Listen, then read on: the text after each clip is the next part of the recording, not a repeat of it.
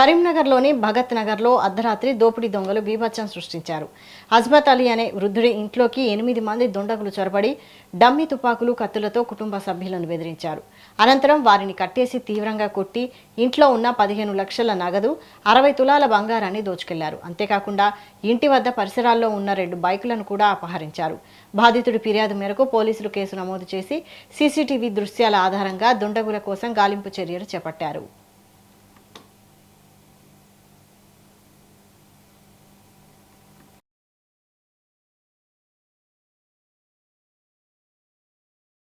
Early morning around 12:30 టైంలో Bhagat Nagar statue దగ్గర ఉన్న ఇల్లు హౌస్ డకాటీ జరిగింది.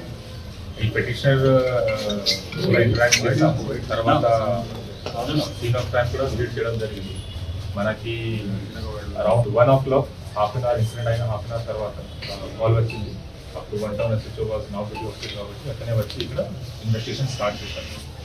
సో ఇప్పటి వరకు తెలిసిన ఫ్యాక్ట్స్ ప్రకారం అరౌండ్ 6 to 8 మెంబర్స్ ఈ ఇల్లు ఉన్న ఫస్ట్ ఫ్లోర్లో ఒక కారిడోర్ ఉంది, అక్కడ వెయిట్ చేశారు. రెగ్యులర్గా పెటిషనర్ రెగ్యులర్గా అతను 12:30 టైంలో బయట వచ్చి స్విచ్ ఆఫ్ చేస్తారు లైట్.